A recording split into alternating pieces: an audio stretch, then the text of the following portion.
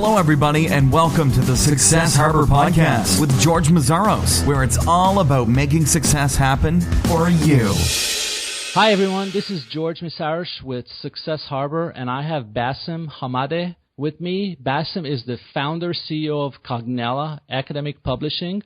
Cognella has worked with over 3,000 professors nationwide and over 450 schools. Welcome. Thank you, George. Great to be here. Thanks for being here, Bassem.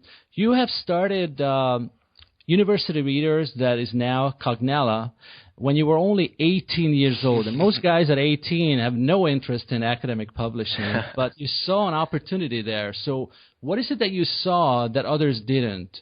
Well, it's a good question. I mean, I've always been sort of entrepreneurial, well before the age of 18, and I think a lot of that sort of comes from my upbringing.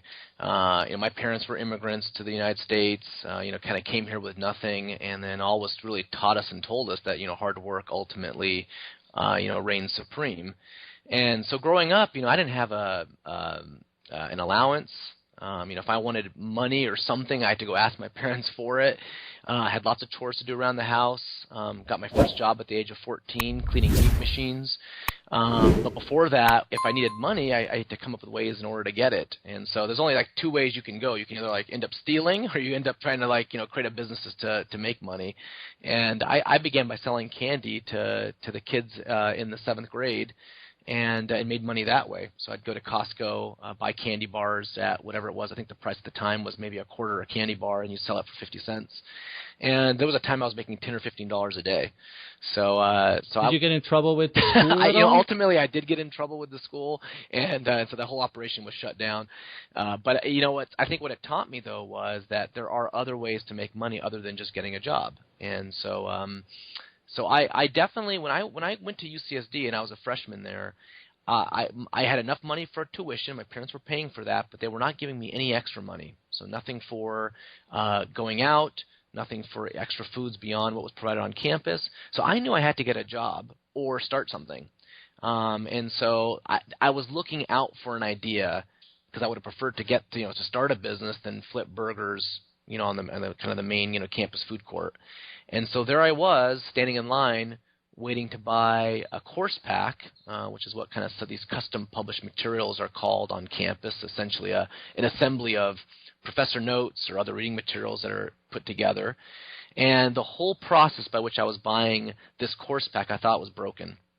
The lines were long, and unlike a campus bookstore where maybe you would go in, get the product or get the book, stand in a long line and pay for it, this service on campus that was run by the students ran more like a ticket counter. So you'd wait in your long line, and then when you got to the front of the line, you'd tell the attendant, the cashier, what book you wanted. They'd go get it, and they'd ring you up. And on the very first day of school, I was waiting in this long line for probably about 2 hours. I was maybe the third in front of the line at that point, and they ran out of the book I wanted. They would open this door on the side, and they would write on a board the books that they ran out of. And it was basically, come back tomorrow. I mean, it was the most broken process I can imagine, and therein the idea was born, which I can do better than this. Right. It sounds like the Soviet Union a little bit, standing in line for bread, and then, after 2 hours they say, we're out of bread, come back tomorrow. I mean, it just seemed so backwards to me. So I think, rather than being, yes, I was 18 and I was looking to start something, so my eyes were open to this. And I think most people probably experience frustrations in their lives as they go through, the process of being a consumer. And, you can complain about it, right, or you can do something about it.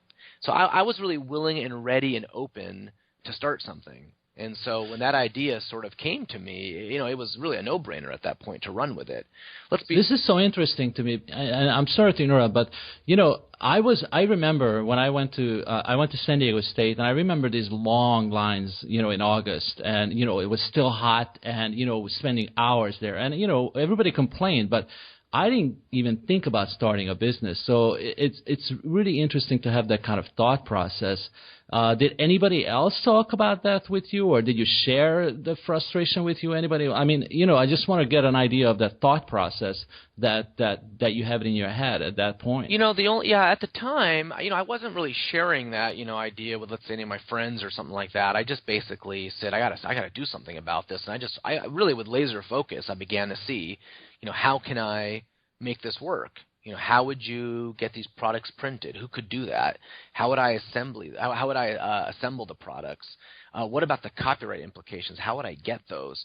So I just began researching, just like you would any research project, on how I could possibly put these projects together. And really, the more I investigated, the more I realized there was an opportunity.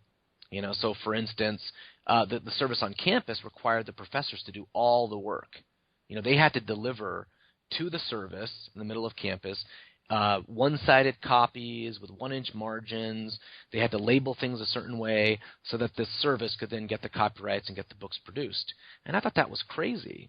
I thought, well, gosh, why don't I just go to the professor's offices and do it all for them? So I just began to think about all the pain points along this product line and just began to simplify it as much as possible from a consumer's point of view. So that's sort of what I did and how I began to pursue it. So give us an idea how Cognella works and what is it that it does better than the traditional method of publishing, academic publishing? Sure. Well, to give you a little background on the business, so the business was founded as University Readers, is the company name, and that was back in 1992.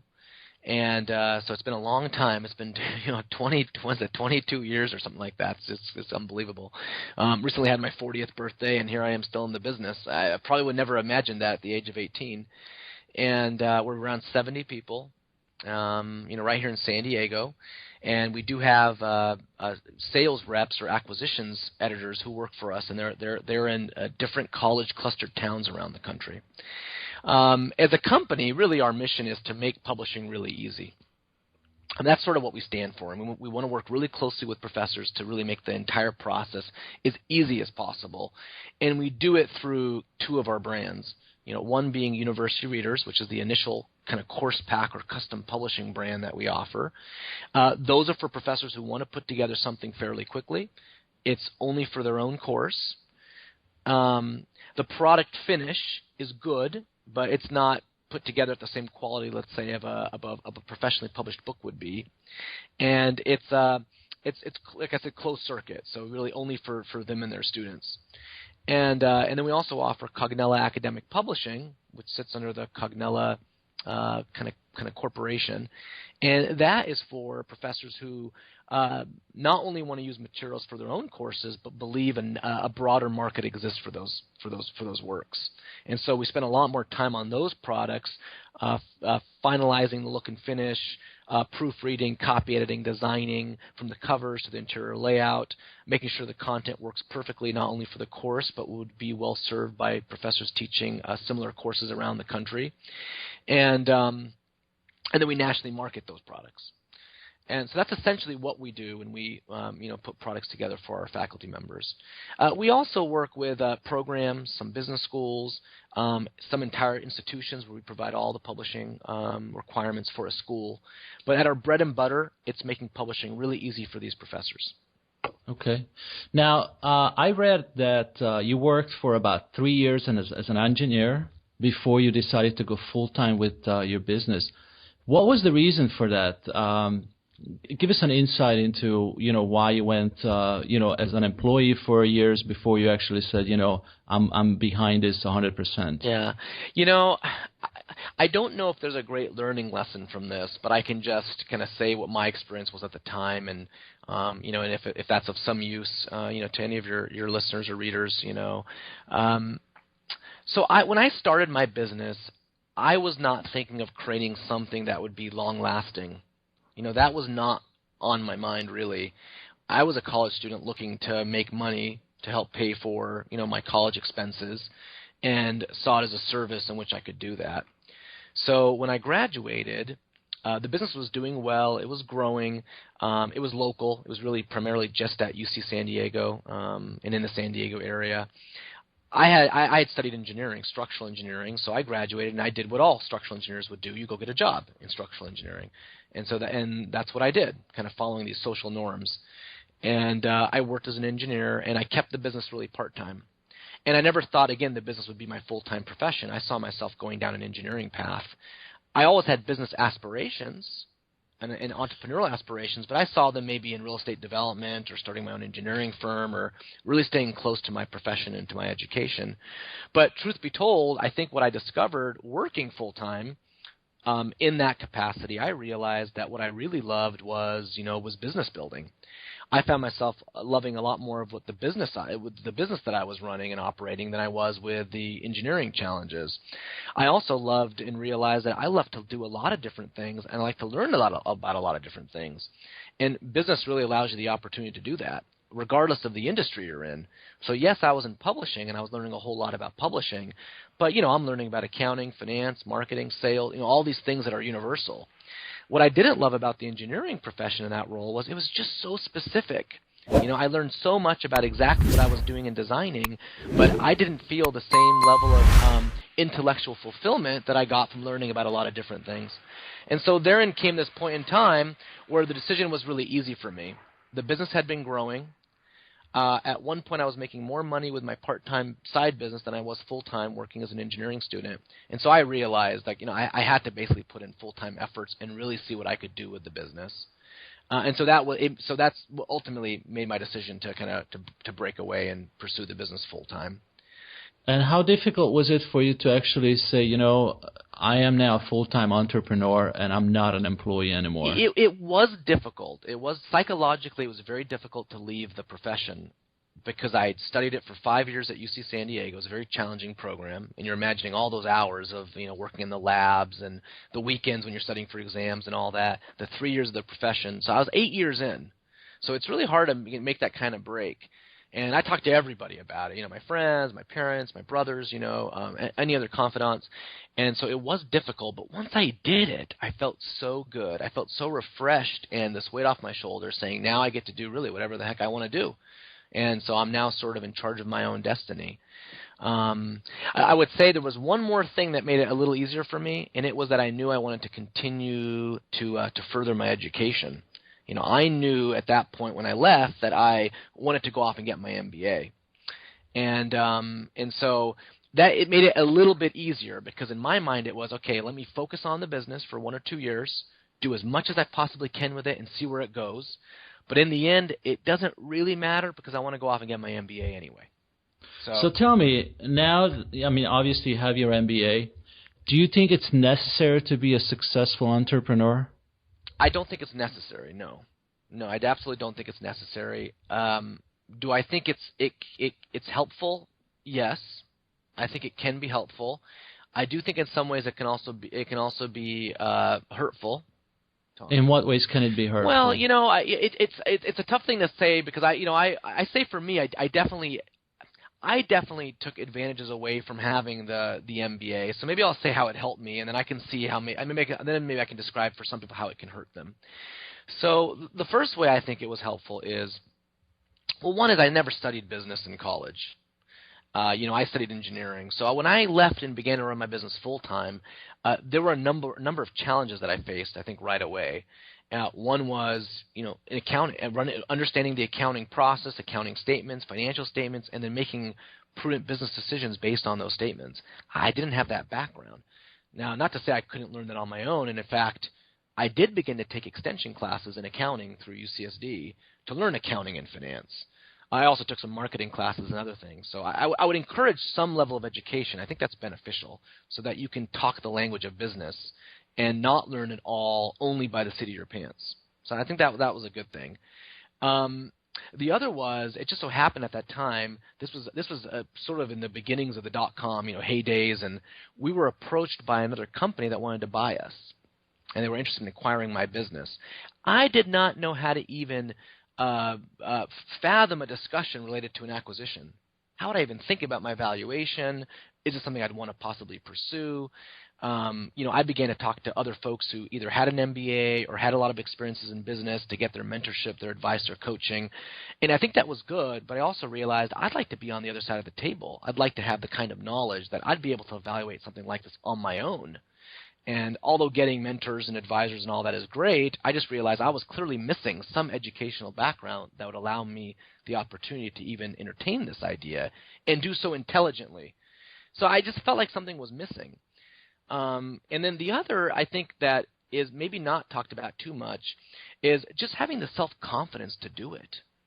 You know, when you don't have the degree, you don't have the education, you look at others and you think somehow they're more knowledgeable than you. And I can't say I had the full confidence to say that I was an equal, you know, to others maybe in the business world. So I felt like the MBA afforded me that equality psychologically, that, you know, once I get that degree, you know, once I get the education, there's nothing stopping me. Because I'm an equal to anybody else who has those degrees. There's no magic sauce that I haven't learned. And so I think there's a little bit of that, and I just don't want to dismiss that. So I think all of that plays an advantage. Now, certainly, you know, then once you're in school, you learn a lot about entrepreneurship, about all the different facets of business. You do case studies. You begin to really think about businesses in a different way and challenge yourself to do so.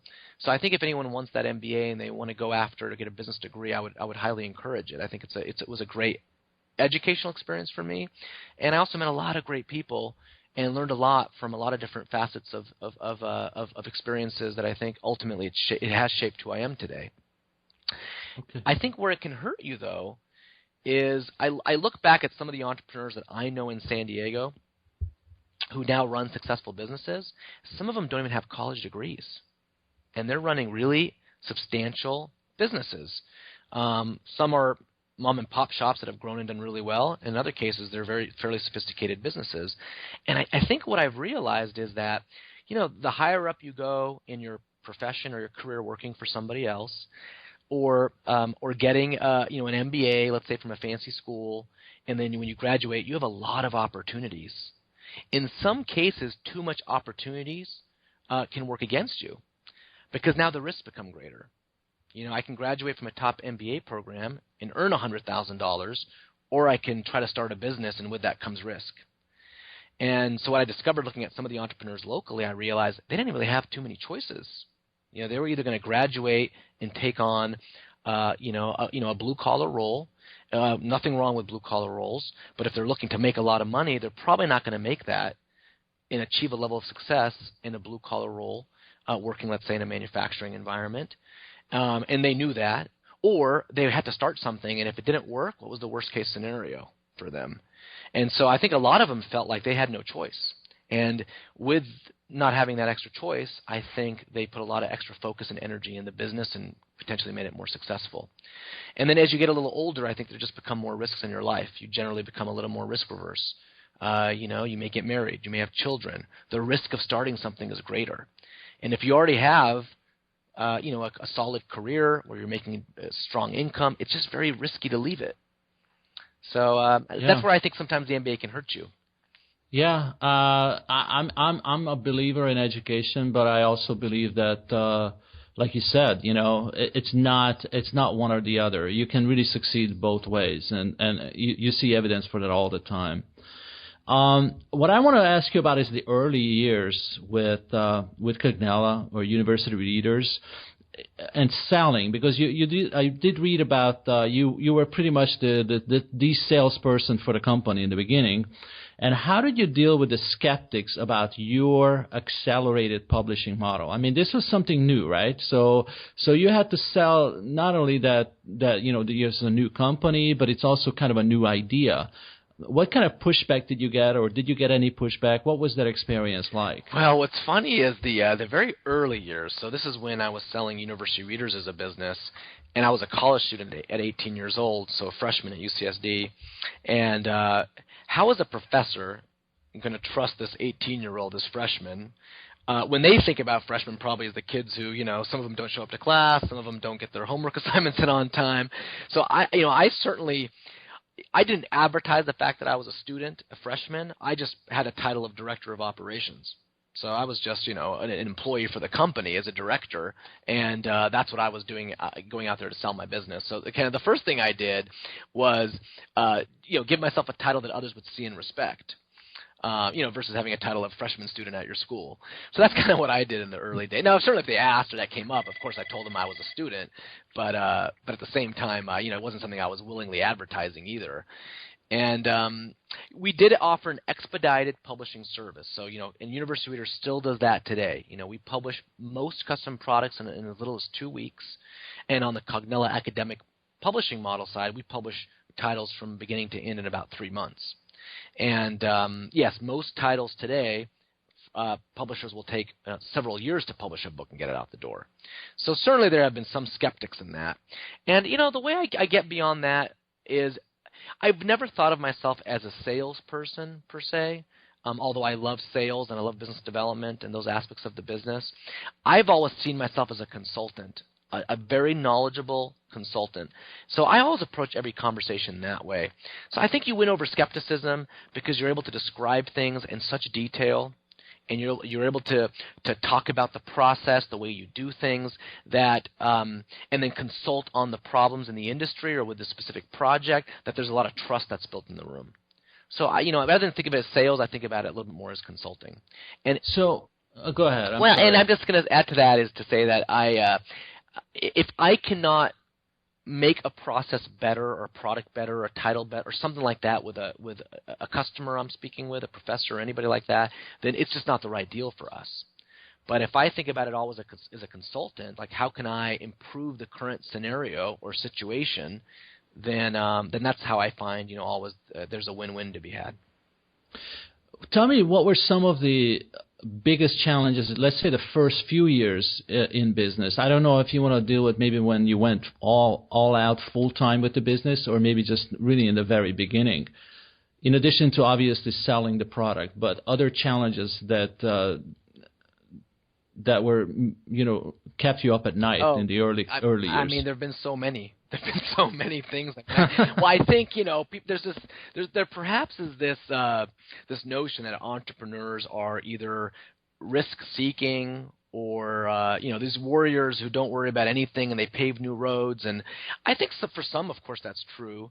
I think a lot of entrepreneurs worry about a lot of things. I think in many cases can be paranoid about things that can go wrong, and frankly are not as, risk-seeking as many would believe. And so I worried about a lot of things and struggled a lot in the early days. I can tell you, well, the first challenge I faced was I didn't have any money. So I had to go out and print business cards and flyers and circulate them. And I did that by going off to Kinko's, making the business cards, the flyers, and charging that first amount. I think it was like about $100 to make the business cards and everything and the flyers. And then getting a phone number. Back in the days, there was no mobile phones. I had a pager. So it was a pager number. So someone would call you, and they paid you with a voicemail, and then you'd always call them back. So that was the way my communications. That was my office at the time. So no one ever got me live. They'd call and you reached my office, and so obviously things have changed with telecommunications today. But so one was coming up with that initial money, just to be able to charge it and then circulate the flyers, and then worry about what if I get no business? How am I then going to pay for the amount I just charged? The next was the very first project I got. Am I going to be able to deliver this project on time? I was nervous about it. And I remember the first day of school for that very first project I got, I don't think I slept a wink that night. I was so nervous about making sure the books would get delivered on time, that the students would be willing to accept the price that I had, just everything. I was fairly nervous about it. The other issue that had come up at the time was I needed a printer who would believe in me to print my product without any money. I didn't have any money for a deposit or anything. So I remember when I went to go find a printer to take on this very first order, it was, okay, you got to give me a 50% deposit, which at the time was, I think, $2,000 or $3,000. And I said, I don't have that. And I had to convince them of my business. I explained my business to them and how I was going to do it and how I'd get the sales, and they believed in me. So sometimes you have to even sell to your vendors. So I had to sell to that person who believed in me and said, fine, I understand, and just pay me 2 weeks after the first day of school, and paid him that first amount, and then trust was born. And then we've worked together for years. So those were all challenges. I would say the biggest challenge, though, when I graduated was then trying to grow the business. I took the model that I had at UC San Diego, where I was very hands-on. I was, hiring student reps to go to campuses and sell the books in the classrooms, and then they'd meet with me. We'd collect all the money and do the accounting on the money. And then as I began to expand the business, I said, well, what if I grow off and go to UC Irvine and UCLA? So I began to hire these campus reps, and I wanted them to work the campus exactly how I worked the campus. Go in, get the books printed locally, or I would print them and ship them to them. And then you go sell the product, you collect the money, you hire reps, and so I was trying to scale the model, the business model, doing exactly what I did in San Diego, and that did not work. I couldn't find student workers who were as diligent as I was, as entrepreneurially minded, who had the same sort of rigor in how they'd handle all the processes. So very quickly I learned, the business began to unravel when we expanded, and I realized I need to centralize this business, accounting, distribution. Production, all has to be centralized. And so that's kind of what I did. And then thankfully at the time, e-commerce models were born. It was much easier to offer an e-commerce service. And so that's what I decided to do. I'm going to centralize this as a San Diego-based business. We're going to be selling off an e-commerce website. So I'm handling all the transactions. And then if we're going to have external workers, let them be salespeople. Let them go out to professors, sell the product and the service, but we're going to handle everything on the back end.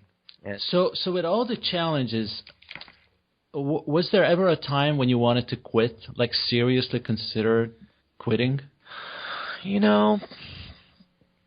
I never really thought I would give up on the business or quit.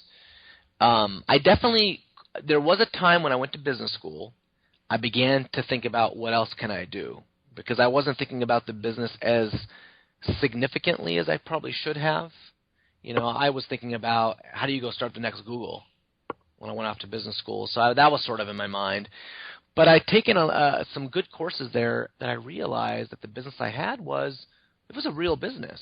At the time it was about $1 million in revenue and maybe 5 employees, and we were solving a real need.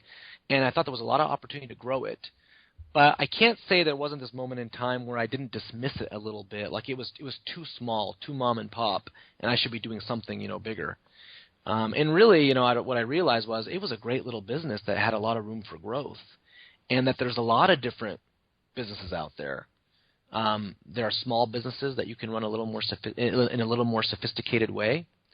There are mom and pop shops; those are perfectly good businesses that anyone can, anyone who has the right mindset, dedication, can run. And there are larger businesses out there. You can go out and raise a bunch of money from VCs and try to, go for broke. And I think what I realized was the business that I had was great, and that there's a lot of different paths to entrepreneurship. And this was just one of many.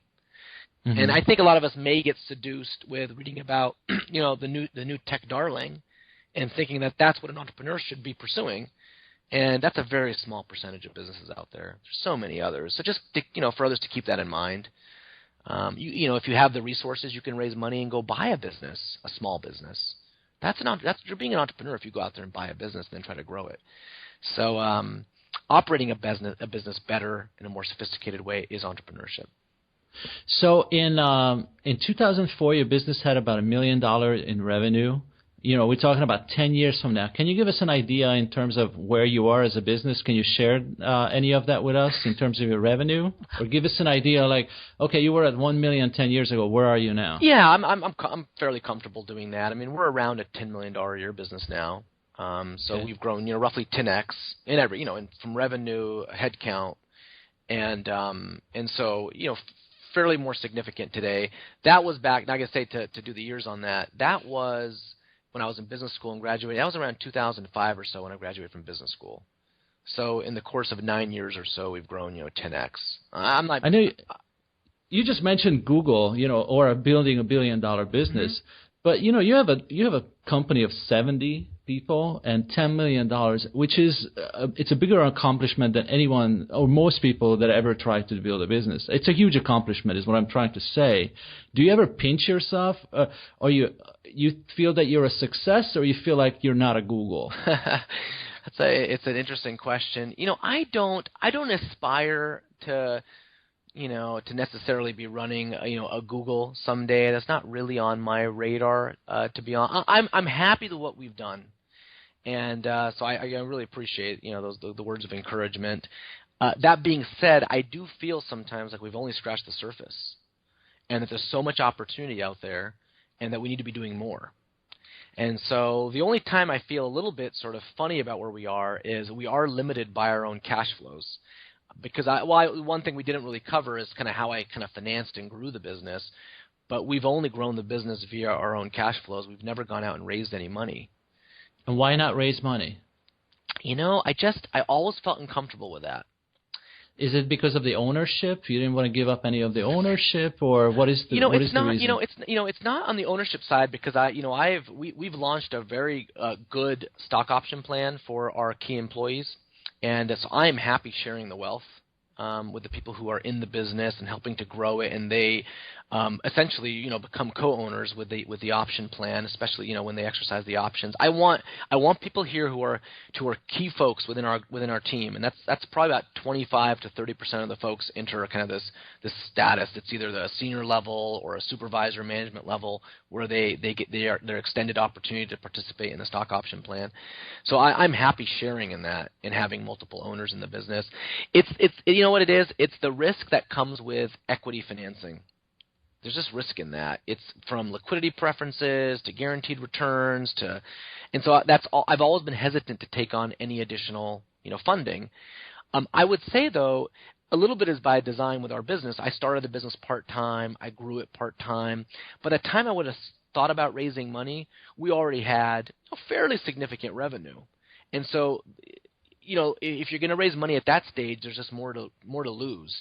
It's almost like the first time you raise business, you want to do it when you have nothing to lose. There's no revenue, or you're pre-revenue, you're doing friends and family, and you've already begun that process of raising money, and you do it early. And once you do that, you already kind of open the spigot, you open the risk profile, you open everything else, and you're doing it when, again, there's very little to lose. But if you do it later in the stage of a business, there's just more at risk. So that was my thing, with it. You're way beyond the idea stage when most business gets funded. It's pre-revenue. It's more of, okay, we have a prototype, we have a beta software, and give us some money. But when you put 20 plus years into a business, it's such a different picture, isn't it? Well, it is different, and even as of let's say 5-10 years ago, it was different. That's why I didn't personally do it. But truly, that speaks to risk. I think had we raised money, we probably could be bigger and stronger today. But there's no way of knowing for sure. With investment and investors sometimes the business gets pushed in different directions, which may not be to the benefit of the business. I guess I just wanted a pure play. I wanted a business that we could set our own domain. We're not doing it to try to please other investors or owners in the business. We've never raised any debt. I've always been worried about these black swan events. You just never know when they can happen. Warren Buffett would always talk about that, trying to be debt free. So, are we operating our business in the most, is the financial structure of our business the most advantageous? Kind of the capital structure? No, probably not, because debt right now is cheap. So, should we be heavily debt laden and then using that to fund growth? Some would say that's smart, but there's really a lot of risk in that. A couple things go wrong, and the debt holders come calling, and you lose your entire business. So I am operating the business, I guess, in a fairly risk-averse way. Do you have time for 2 more questions? Sure. Because I know we went over, and That's okay. I apologize about that. It's really been a pleasure to chat with you. So, you're now a CEO. It's more than just somebody that's trying to sell some custom published books. So it's very different. You have a team of 70. How is your life different now? And what are some of the challenges of a CEO as opposed to somebody that just has a mom and pop business? And I'm not trying to put down mom and pop businesses, but it's very, very different types of challenges. I assuming that, but that's really. And I'm not going to go around this circle anymore, but pretty much, give us an idea of what is a day like for you, somebody that runs a team of 70. Well, I think one I can say I can't do any of what we've done without great people working for me and with me at Cognella. And I really value all the contributions our team members make. And we talk a little bit about our company as a family, really more like a team, because people each play different positions, and we have to play together in order to win. And so I want to say that's first and foremost. Everybody who works here or really works anywhere is working through their own voluntary enlistment. And so just always remembering that. You can never really tell somebody to do something. They have to sort of volunteer to do it. That's the nature of our workforce today. And so keeping that in mind, the most important thing really becomes the culture. And then trying to just nurture the right environment, a culture where people are happy at work, productive, love to be here. And we're not perfect for everybody. And in fact, the quickest thing that goes wrong really is usually in a cultural mismatch for some reason, for one reason or another. So we're not the best place for every person. So trying to find the right people who have the right mindset, the right attitude to come and work with us to make the company great becomes then one of your major priorities. Because there's really a lot, as you grow from, let's say, a size of 5 or 6, and you have your hand on everything when you have 5 or 6 people in a room and you're working together, to 70 people, you don't have as much control. So ultimately what you're hoping for is that you get the right people on board with the right culture, that people do the right things, and that the culture helps sort of, helps guide that, that mindset, that productivity, and everything else that goes along with running a business. So I think that's probably what I really think about the most and probably deal with the most. When there are issues around the culture or trying to make sure that someone is living by our cultural standards, kind of our code of conduct and things like that, there's a lot more psychology, I think, in the business, a lot more related to interpersonal dynamics than I ever experienced in the early days, where it was all about driving the business and getting sales. Now it's a lot about being a mentor, a coach, and trying to push people in the right direction. So I think I worry about that a lot more. And then just trying to create a fun environment. I mean, we all work hard in this. In the United States, people work a lot of hours, more than probably most other countries. And so we want to have fun at work. And I really value personally as a leader work-life balance. And I really value kind of health and fitness. So we've driven a lot of that internally in the company. We have, on Mondays, there's a group that plays tennis. On Tuesday, we have company boot camp. I actually lead the boot camp sessions. There's about 10 of us that do it every week. Wednesday, we do yoga. We have a yoga instructor who comes to the company, and we do it. Thursday, we do boot camp. Friday, we do volleyball. We've added softball. That's going to happen on Wednesday evenings. We usually play about 6 months out of the year. And typically on Sundays, we've had a soccer team. So we're very active, and it delivers so much extra benefits to the company. You get to hang out with your colleagues at work and do it in a social setting. You're doing it in a team environment when you're playing sports or you're doing, let's say, a boot camp class together. You get to intermingle. So sometimes some departments don't have a lot of chances to work together, but they get to experience each other on a sports team. And the best part is soccer, volleyball, and different activities that we lead.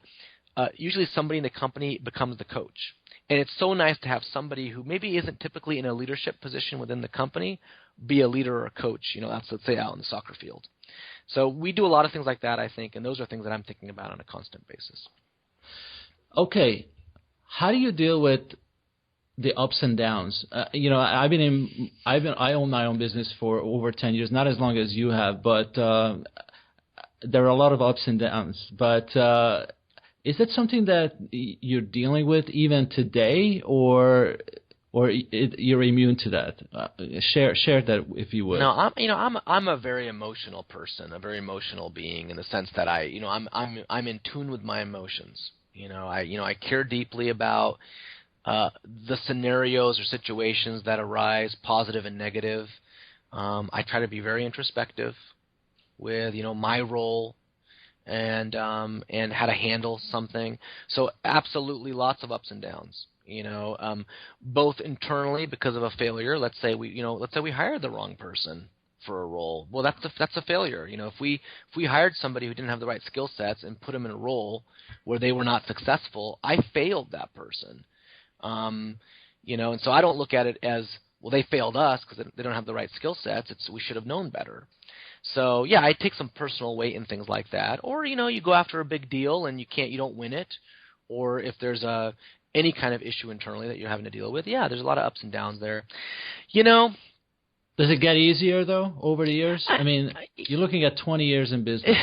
Is it easier or not? I think putting things that I once thought were a really big deal, kind of like the major crisis, now putting it into context of that's not a major. That's the day in the life of a business person. So it's like the very first time you get an attorney sending you a letter for something. You know, it's like the very first time, it's like your heart sinks, you panic, like what's this all about? And now you realize, well, that's just the way business operates, that there are people out there who sometimes want to take something from you or want to defend something and think you're doing something. So whatever that reason is, that's just the nature of the beast. And so, yes, in some cases it does become easier.